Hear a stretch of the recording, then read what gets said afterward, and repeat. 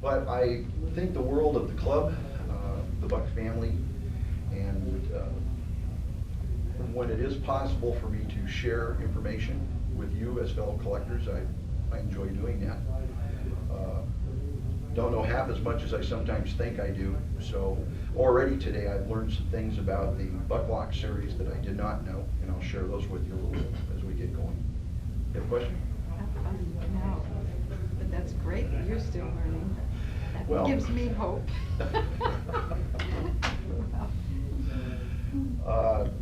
My vocation, I'm a printer by trade. I print the newsletters, incidentally, and that has nothing to do with why I show up in there. That's John Forsman's decision. He just sent me stuff and says print it. The printing industry has, for the past 15 years, has been in a state of flux like nothing I've ever seen. Every time we think we get it down and we know how to do it, they come along and they say, well, you know, you can't use petroleum-based inks anymore. Now you got to use soy-based. And now we've just really, the last couple of years, learned how to deal with soy-based. Now they've come in and said, no, you got to use vegetable oil. We would prefer canola oil. Yeah. So it has its frustrations, but it took a while, but I picked up on the fact that I don't care who you are, you know, there's no way we can know everything.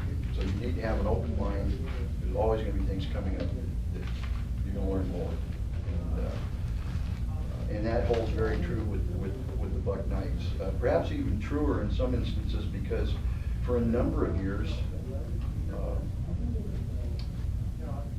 the club, the gentleman started the club, Vern Taylor, when we inducted him into the Hall of Fame the other night, you know, it was very true that it wasn't until they added the USA stamp for import or for export purposes that Vern says, hey, we may have something collectible here. And that was what started the club. Now, prior to that time, there was virtually no documentation existing on knives that have been produced.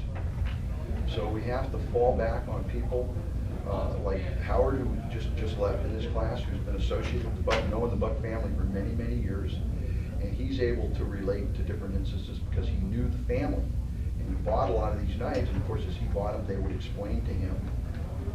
Come on in. There he is. He would explain to him about the history, what was involved. And fortunately, people like Howard remembered a lot of this, and they're passing it on to us now. The knives that I'm going to be talking about were some of those that happened right at the beginning of the collector club era. So most of these are documented pretty good. There are a few little things missing here and there, but it's amazing how much have popped up just today. So let me get these handouts to everybody, and then we'll kind of start going over all of this. What I have here is a brief, no, I've got plenty of them. I have a brief outline of the history of the Bucklocks. Did you want one for Vicki? Oh, yeah, sure. Is she going to join us, or is she? She's at the table downstairs. Okay.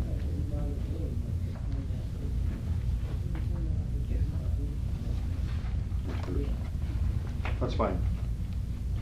I got plenty of them. I don't want to tote them back home.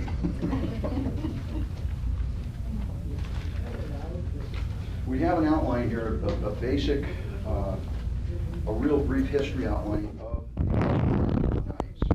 The Bucklock knives, just for clarification, were primarily the model 531, 535, 532, and the 539 fillet knife, which I failed to bring a sample of that to show you. But they all operate pretty much the same principle. It's interesting to note that the collaboration for the Bucklock series knife began, from all the information I can gather, and I haven't been able to find anybody to the contrary, in 1987 between Chuck Buck and Scott Sabe. However, as I was putting this presentation together, I thought it was very interesting. Collaboration starts in '87. Here's the 1988 catalog, and inside we have the Bucklock series with the Sabe locks. Patent wasn't even filed until 1989. Kind of makes me wonder what was going on. But the original design concept of the Bucklock This is an actual engineering, I have no idea where Joe Hauser found this, but this is a master's engineering Mylar. You'll notice up here they have where they can have revision records. There's nothing written in there. This would be the sheet that they would make copies, give to the engineers, they'd do their changes and stuff, they'd note it in here, and then it would go in files somewhere, which God only knows where those are today. But this is the actual original 531 drawing. I encourage you, when we're done, come up, take a look at it. It's very interesting. It is duplicated in a sense in the documents because attached to your outline is the patent, the original patent that was filed in 1989. It's very descriptive. As you look at the first couple pages of drawings, all those little numbers, as you get back to page 4 or 5, you'll start seeing each one of those numbers in a description of what it is. You can kind of follow it all the way through, which I found very helpful when I dug up a bunch of parts and decided that I wanted to see how the Sabi design worked, and put this little piece together. And I am going to hand this around now. Let everybody take a look at that. Thank you. Your patent thing says August 12, 1986. Was that the date of the filing of the original application? No, the actual, this is probably when it started. You know, sometimes with patents, they bounce back and forth, and because it'll go to the patent office, and the patent office will say, we need this information, and they'll have to clarify it. And it goes back again. Now, what I have, these are some of the original ones. Scott Sabi, when he first started off, wasn't just working, I mean, in fact, probably in '86, he was working with a couple other custom knife makers. And, because as you go along, you're gonna see some names in here I recognized as other custom knife makers. But it wasn't until '89 that Buck filed the patent for the Sabi locking system. But that's a good point, like, I hadn't really thought about that. So there was probably more than enough to proceed with beginning to manufacture the prototypes. Yeah, they probably just put patent pending on a lot of stuff. And all, when I show you some of these, which I'll hand around, you will see they do have patent pending on them. Somebody else noted earlier that the patent pending mark on the blades are different from the ones on the actual patent, or at least these copies that I have. At some point, I would like to try and look through to find out just how many times they had to go through. I know that part of it was caused because the original Sabi type design was too close to a guy named Miller, and that's why one of them got bounced back. And so Scott had to go into further clarification and resubmit again. I'm not that familiar with the whole procedure, but I did find that the patent design was very interesting. That's why I made copies of it, so you'd have it. So did Scott file the original patent or Buck? No, so this guy Miller filed the original patent way back when, and then he and Scott worked together and tried it again, and then when Scott came in, Buck filed on behalf for their collaboration. And what I have here, though, is not the Buck. That, I don't know that anybody's actually found where the Buck filed. But that would explain why the difference in this patent number and the ones that are on the knife. Right. Did Leroy Reamer keep any documentation? Unfortunately, most of Leroy's documentation's up here. Sounds like Leroy. Yep. Yeah. We will, I'll expound on that a little more too.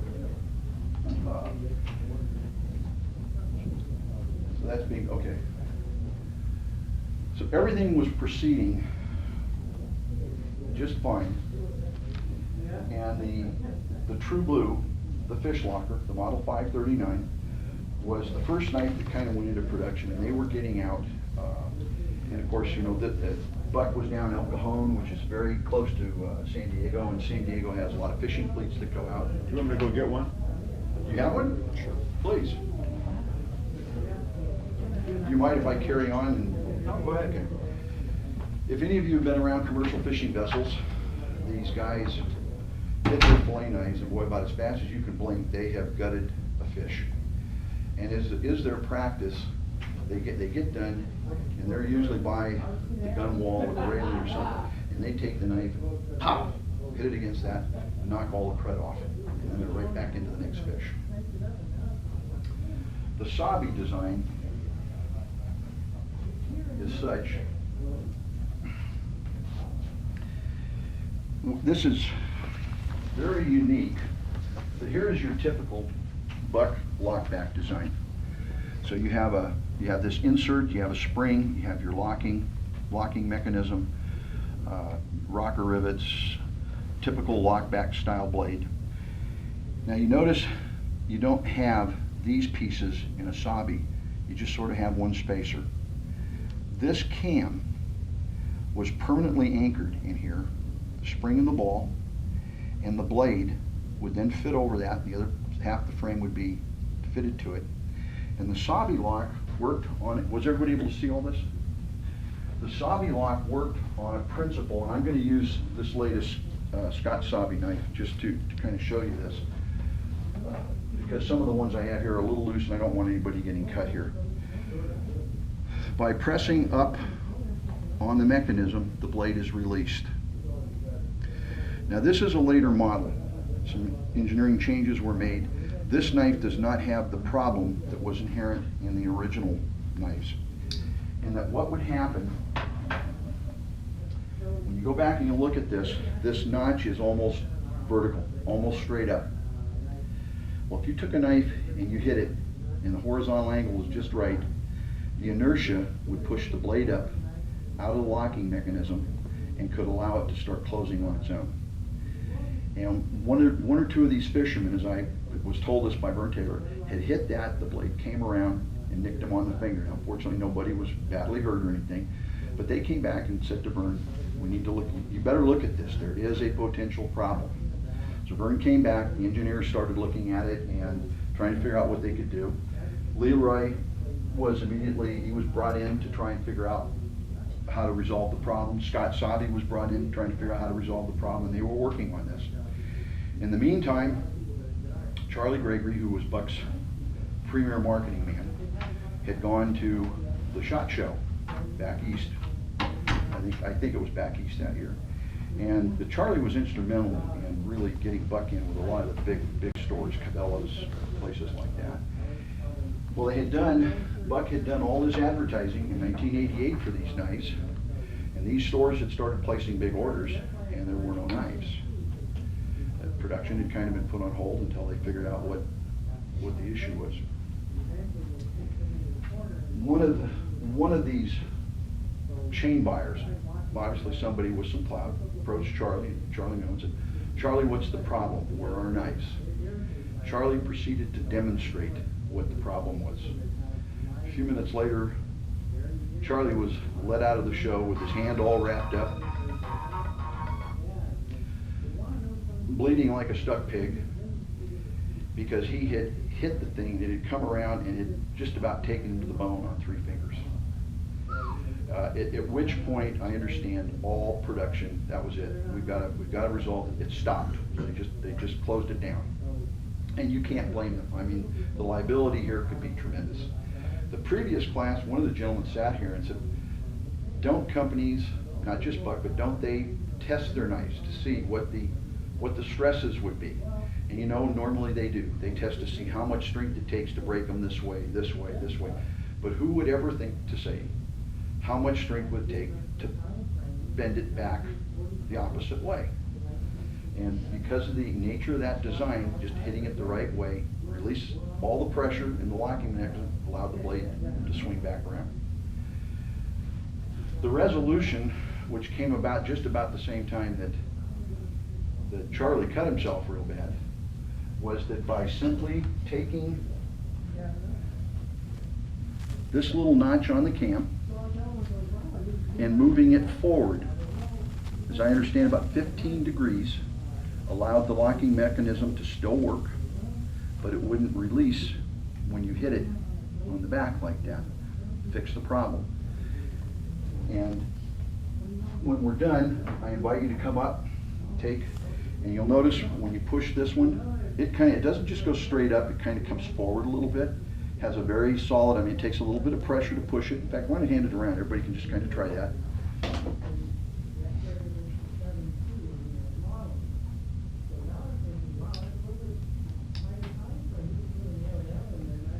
Recommend you do not let your thumb slide forward. Right. Only push straight towards the back and hold the knife. And this is the first 531 that Buck put into production with the Sabi lock. And you can When this one, when you push it, you notice the blade does not come forward at all, it comes straight up. Yeah. So that little incorporation solved the problem, but unfortunately, I think by that time, Buck was very concerned about the potential liability, so they just decided to drop it from the line. And at Drop the same- Salby, did you? Drop the Sabi lock. At the same time, and now this is gonna be an interesting one, and the next time I get a chance to talk to Dean Hussey, I'm gonna ask him, because what happened was Dean Hussey, who was one of Buck's engineers, you know, and he had been involved in this project. To what degree, I'm not sure. He must have been involved pretty heavily, because I have here a 3-knife set, which is one of the 4 sets of prototypes that were built that I bought from Dean. And how Dean managed to keep that, you know, I need to get some more information from him on that, exactly how it happened. But Dean came forward and had apparently been working on this midlock design. I understood from Joe and Chuck that they affectionately referred to it as the Huss design. So, you know, just what his impact was on this, I'm not sure. But what he did, I would speculate, is he said, hey, we've got a nice design knife. It's already been pictures, people have seen it, there's an interest. Let's go to our midlock. And so what happened was, that was followed up by the 531 Bucklock, which came, and this was called the Bucklock Roman numeral 1. I've known Scott for years. I was in his shop about this time frame and on his bench, and the shop is in Sandpoint, by the way, just up the Yeah, road. he's very close. I don't live here in Idaho. I live in California, but I was here on business, and I went up to his shop. He had Bucklock scattered out on his workbench. I said, what are you doing with that? He said, well, they just sent it to me. They're having a problem with it, and he sent it to me for me to tell them what's wrong and how to fix it. He said, and I've done that, and I've told them, and I said, are you going to send it back to him? He said, well, I don't know what they want me to do with it. I said, well, if they don't want it back, put it back together and send it to me. Tell me what I owe you. He did that. He also sent the original letter from Buck, because he had contacted them, telling me that they didn't want it back, that he was free to do with it what he wanted, but they were still going to take it out of production. And then Scott wrote me another letter. You still on have the top of letters? that. Yeah. Could I get copies of them from you? I appreciate it. That's unbelievable. Yeah. How about I that? need copies too. There you go. Yeah. You didn't find the fish? Play. Oh, Buried someplace. it's in the truck. The Yeah, design, along with the 200 and design some is, odd other knives, the right? design is the same. The thing with the fillet knife is, in fact, since it was his, I probably wouldn't have done it. If it were mine, you would actually notice that there's a couple marks, because I have done that before. I very carefully hold it on the side and whack it. Usually after 2 or 3 times, it zing, right around, just closes. So I mean, there was obviously a potential problem. I had an old 531 that I felt like I broke my knuckles. I never could get the 531 to break and do it. So to this day, I'm kind of curious as to how Mr. Gregory managed. But he did, and cut himself real bad, and that, like I say, unfortunately brought it in to the Sabi design. I too know Scott. In fact, he doesn't always like to see me at shows, because I'll show up and say, hey, you're the guy that copied that Buck design. But he's still making knives, right? Oh, yes, Oh, yeah. yes. As a matter of fact, I bought this from Scott about, I think it was about 6 years ago. Big raw bone sucker, giant hands. You'd never think, oh, this guy can't work with his hands and do intricate stuff. You know, you shake hands with him, it's like shaking hands with a bear cub, you Wow. know. And this one I bought just 2 years ago at a custom show from him. I'll pass that around too. His work just keeps getting better and better as he refines it. But that one just attracted me with the gold lip. I mean, I needed that like I needed a hole in the head, but it's just so pretty. I gotta have that. Also, I think that's about the smallest knife that Scott has produced to date. He usually produces larger knives like this, and then for the past, I don't know, 6, 7 years ago, he got into doing tacticals. So they had Parkerized finishes, Tonto style blades, G10 scales, things like that, which didn't ever really appeal to me that much. So I was very happy 2 years ago when I ran into him at a show to see that he was getting back to doing more of his jewelry type work, as I'd like to refer to it. And so I picked that up off of him. He doesn't sign his knives? There, it's very hard to see on that one, but usually it's like that. Okay.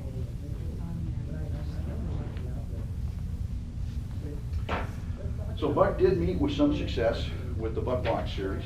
The matter of fact, the fish locker hung around until just a few years ago when they started coming out with these newer, that steel that they're using in those. It's so flexible now, it's just incredible, and very rust resistant. It's become very popular with the fishermen. So they finally did away with the buck locker, or the fish locker as they called it. Now instantly when they dropped the Sabi design, it went from a 539 to a 639. So they changed the model number so there would be no confusion there. And so the 531 and 535 went into production. They started being advertised quite heavily in the 1991 catalog. That one whole page with the Bucklocks series. Right there. Oh, yeah. Never seen a fish locker. What was interesting, and I failed to mention this earlier, is in '88 here they did this big sales campaign, and then you go to '89 and there's absolutely nothing. No mention of it, nothing. And then you get to 90, and here's the new fish locker. Yeah. Okay? Yeah. And you get to 91 and they're finally bringing the whole line out. So this didn't just transpire overnight. There was still work that was done, development and things. Well, And, they actually called that True Blue, didn't they? And that's the fish locker. Yes, exactly. In fact, many people today, even if you show them one of the Sabi, the fish lockers, they still think of it as a True Blue because they were blue when you originally made it. So many of the, I may have missed it, you may have talked about it while I was gone. Numbers. in terms of production. Yep. And how many did they get back, et cetera? Because they recalled. They did recall. They They did. recall. And when Chuck came by early this morning, and he was just stuck his nose in, and we very briefly chatted, and he looked at that, and he says, where'd you get those? We never shipped them out. Oh, yeah. You're not supposed to have those. So he felt that they had gotten most of them back. Vern Taylor had like 200 of them. Vern had a bunch of them. And the other guy- as recently as the 90, the last Talking about blade ones show. or twos? One blade or two blade? The single blade, the 531. 531. Okay. Yeah. 531, right. Okay. We're, as a matter of fact, a little earlier, one of the gentlemen that was here was quite knowledgeable about it, and we started exchanging some notes. We feel that probably about 1,000 531 Sabis were produced, That's good.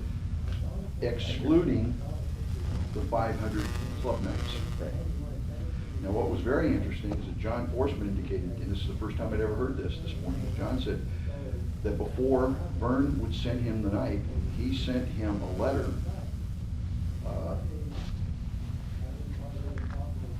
I forgot what the legal terminology is, but John had to sign a letter, disclaimer, that he would not carry the knife, he would not use the knife, it was strictly for display only. After John signed the letter, mailed it back, he received his club knife. There were 500 of those produced with the gold blade etch and stuff, and as they were sold, now they put your number on one of whatever. I doubt there were 500 of those. I don't think so. You might, No, I don't think you might made be that right. many. You might be right. They may not have made 500. They stamped them, but Right. they never got there.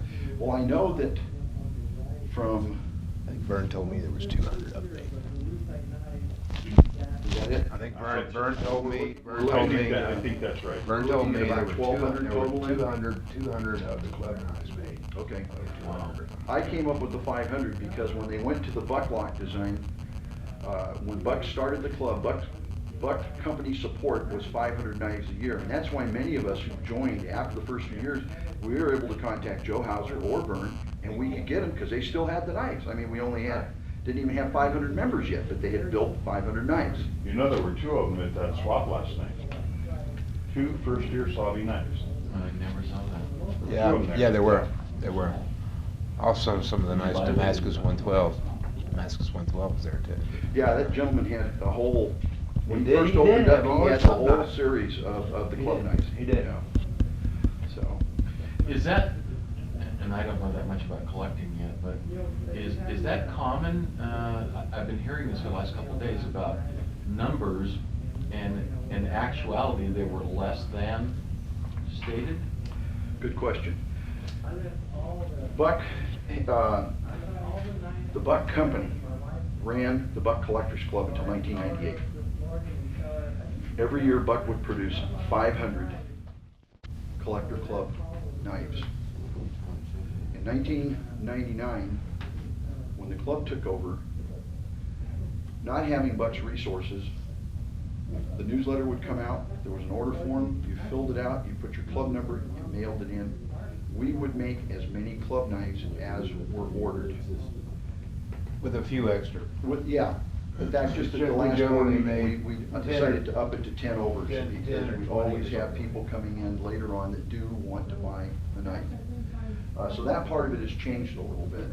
Now it's a case of if you want to find a club knife from a prior year, I think Buck has probably sold out of all of their inventory finally. In fact, they did a phenomenal thing for the club with the 531, which I believe was the 1991, and that would be the Bucklock model, this one.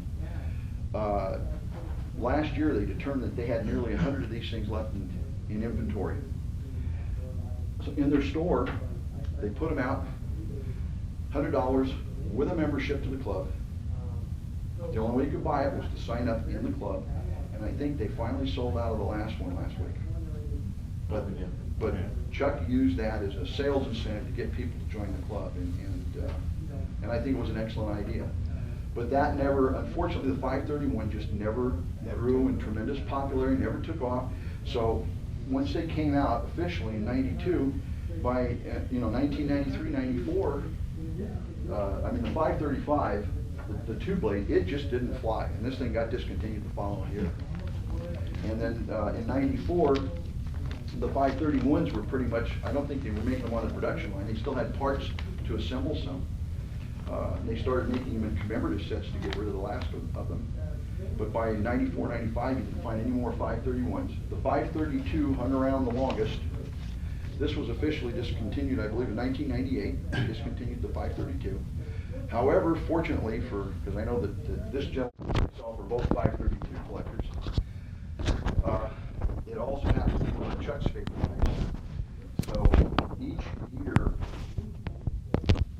for the past 10 years now, the 532 has been done either as a limited edition, a family favorite, but each year there have been some 532s manufactured, and I think they do this just because they know there's guys like Ken and myself who love that knife, and so they put them out. And this year, I think was with the guitar strap handle. Yes. Is the single largest pearl inlay. Yeah, pearl inlay guitar straps handle. They have a couple in the store downstairs, 1,000 of them, limited to 1,000. But this is the biggest single production of a 532, actually, that Buck did and put it out in their catalog. Now, several years ago, a Bass Pro contract. Bass Pro had contracted to do 9 different 532s, 9 different handle materials. And I think every 532 collector in the club just went nuts. And for whatever reason, the sales didn't all materialize through the Bass Pro Shop. And I think we were elated when we got our little emails from Sarah Buck saying, okay, you 532 collectors, we've got a whole slew of them we're going to clear out. And we got the 5 or 6 that never made it to Bass Pro. So I know, I don't know about Ken, but I got lost. him. Yeah. I got him. In general, you'll find, and my number is 15. I'm a charter member. You'll find that when Buck went to issue a knife, whether it be a 110 Bugling Elk in the early days or a J.C. Penney, their engineering department, and when they did all the cost analysis for gross profit, gross margins, et cetera, they allocated a block of 2,500 to 3,000 or 7,009. Now, they didn't make all those at one time. So they made some, they saw how they sold with intentions to make the rest of them, and many of them, they never got there to the numbers. Stuff like the one Ted Red Fox and Black Bear, where they were gonna make 150, they made those all in one slug, and those lower numbers, and a lot of them even up to 250, it appears got made. But the larger numbers, 2,500, 3,000, 7,000, no, I don't think many of those ever got to those numbers, actual knives. We experienced the same thing with the 532s.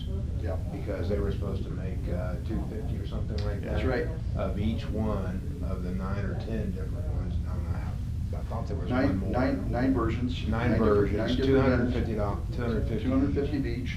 Bass Pro took delivery of 50 each of the first four. Four, right.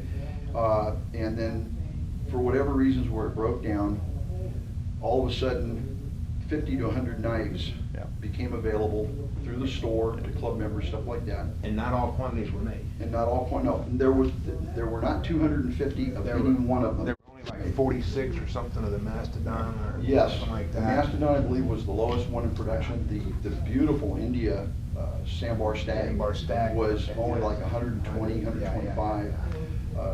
It was a case of right place at the right time where you missed the boat. Ram horn, elk horn. Those were buffalo. made in the larger quantities, probably, 150, Yeah. close to 200, but none of them hit 250.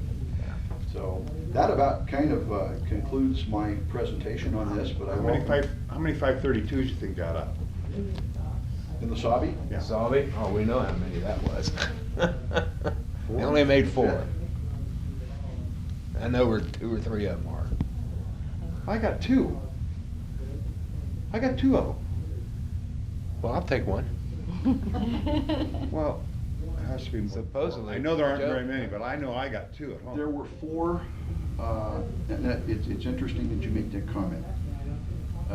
There were 4 sets, 532, 531, 535. And that's one of them. That's like I bought that these. from Dean Hussey. There was the set with the Mastodon Ivory. There was a set that was done by David Yellowhorse, which Joe Hauser had for many years, then Gene Merritt ended up with it. And then there were 2 sets that had the natural, the birch, the bias ply birch wood handles. Charlie Gregory had one of those sets, and he had them rehandled in black buffalo horn. And that 532 ended up with Mike Bogutowski, which, when he decided to get out of collecting, went to Greg Greg Smith. now has that That's right. birchwood handle. And now, if you actually have one, then we know where both 4 are for sure, and you're saying you have a Both 5th one. both of mine are production units. They're One, they're birch. yes, Yeah, there were 4 birch, that's what I understand. and Oh, were there? I heard there were 4 birch. and one of them I bought from a club member. The other I bought at a podunk tiny gun show in California. See, I did not know, I was told that there were only the 4 from the set that was made, although Leroy told me once, he said, Bruce, he said, I remember a couple of them being on the workbench, so he says, I would think there's gotta be 6 or 7 floating around, so I'm not totally surprised but as far as ever going into production, there was never a 532 came off the line in production. Well, since he already has some, I'd be very interested if you'd like to give it one. Help yourself. On your way out. Yours that way. Help yourself on the way out. I've already tried. Yeah, But that's, anyway, like I said, that kind of concludes it, but if you have any questions, I'll do my best to try and answer, and if you want, please come up and look at some of these, feel free to handle them. That thing's beautiful, by the way. Thank you. Yeah, Dean offered that at the 10th anniversary. He came out with it again at the 15th, and we were still arguing over price, had been for 5 years. And I don't know what happened. I actually think when Buck announced that they were gonna move up here, and that was when Dean finally says, look, I'll meet you halfway. And so then I bought the second. I feel very, very privileged to have that, knowing just how rare they are. And you know, again, it adds flavor because of the fact that I really like the 530. Well, I like the Bucklocks series, and of it, the 532 is my favorite. And then the fact that I had met Scott Sabi nearly 20 years ago through a personal friend, and have known him all that time. And like you say, he's a big fella. I mean, if I didn't know him well enough, I would never go in there and accuse him of copying Buxton's. All he has to do is hear me say that, no, Bruce is here. So, but he's a gentleman, and I like him, and of course, I can't say enough good things about the Buck family. I'm just, you know, for them to sponsor an event like this and have us all here is just incredible. And I'm happy all of you came to the seminar today. I hope you learned something from it. I've learned something from this gentleman. I appreciate it. And I learned about the letter from John. So that's why I said earlier, you know, here today, I've gotten 3 more facts that I never knew before. So I got one more group to do. Maybe I'll learn something in that one. Thanks, Bruce. Thank you. Thank you, Bruce. Appreciate all of you coming, and again, I hope it was as enjoyable for you as it was for me.